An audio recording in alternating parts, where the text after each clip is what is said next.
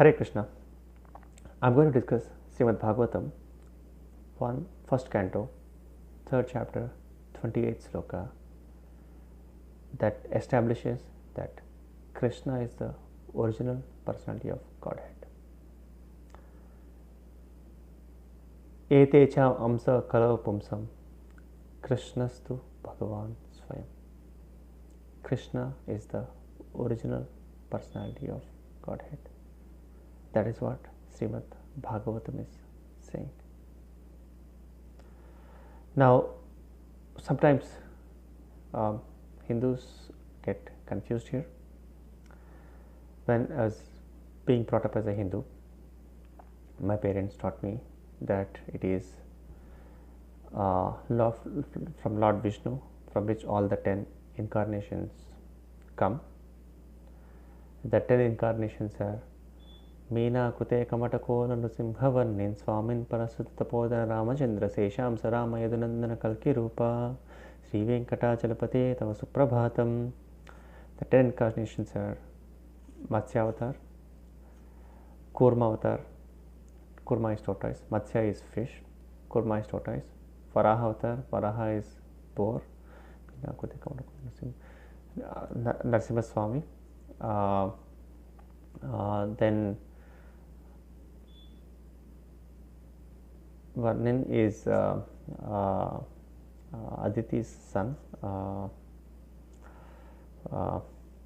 Varnin is Vamanadev, and then come Balram, Krishna, Lord Ramachandra, and Kalki Rupa. I think I am missing one person here. But Srimad Bhagavatam is saying that Krishna is the original personality of Godhead. So, I will describe an experience to you. Some ISKCON person sold me a book on the road, Srimad Bhagavatam. Anyway, I just took the book and kept it on my desk for a long time.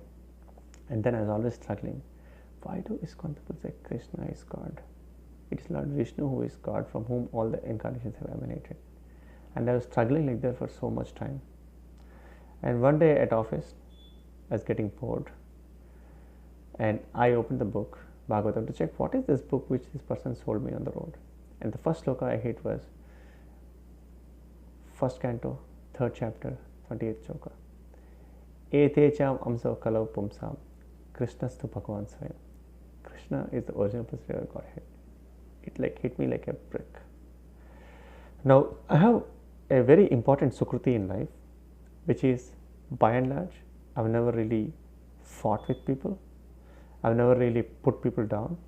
I have never tried to demean anybody or win a political point with anybody. If somebody trampled me, I say, okay, fine, I don't know how to deal with it. I just felt bad, and I never really try to hit back at people. I think this quality has protected me in life by and large, and this is a quality which we should teach to our kids. Now, we also should teach our kids not to be trampled upon, but this idea that we don't want to hit back at people, what goes around comes around, we should teach that to our kids.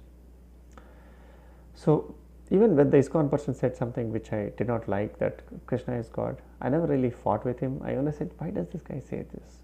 Why does this guy say this?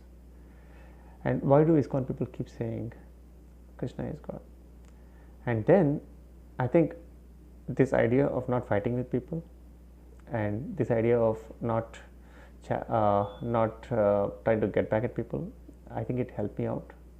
It qualified me to get knowledge about Krishna, so much so that the first page I open in the book turns out to be this sloka. In that sense, Srimad Bhagavatam, the Amala Puran, it's also called Bhagavad Puran, which Srila Prabhupada translated as it is into English. It's like around 18 books. If you weigh it, it's like 20 kilograms of books. It's very, very powerful transcendental knowledge. I encourage you to read it. The book has life in it. In the sense, in my own experience, I had very, very deep pronging question. It was bothering me for I think 6 months or something. Why are people saying Krishna is God? And then the first time I open the book, I get the sloka which explains that Krishna is the original personality of Godhead. In that sense, Srimad Bhagavatam has life in it. Whatever benedictions which we want from God, we can get it by reading Srimad Bhagavatam every day. This is a nice sloka which I don't quite recollect. It's second canto, 8th chapter, 4th sloka. It says, by reading Srimad Bhagavatam every day, Bhagavan Krishna will manifest in your heart. Bhagavan Visite Hrudi. So, my point is, the book has life. Please recognize that. Please make use of it.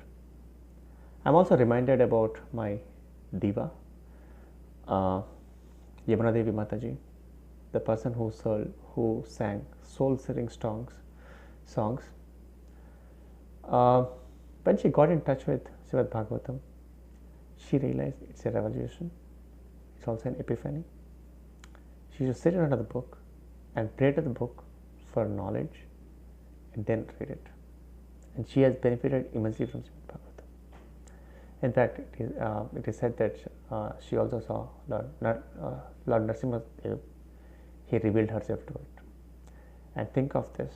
She is coming from Montana, complete meat-eating background, and all kinds of abominable background.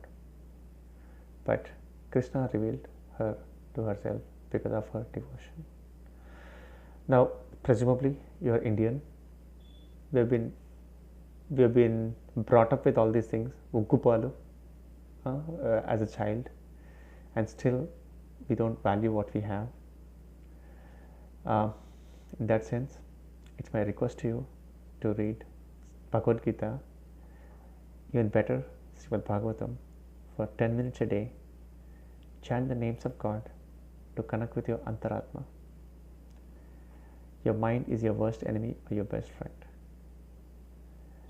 If you can help your mind via chanting God's names and reading Bhagavad Gita and Srimad Bhagavatam, that's the best thing you can do for you and for people around you. Again, the sloka is first canto, 3rd chapter, 28th sloka. Ete jam amsa kalau pumsam Krishnastu Bhagavan Swayam. All the incarnations described are incarnations of the Supreme Personality of Godhead, Krishna. Hare Krishna. Jai Jagannath.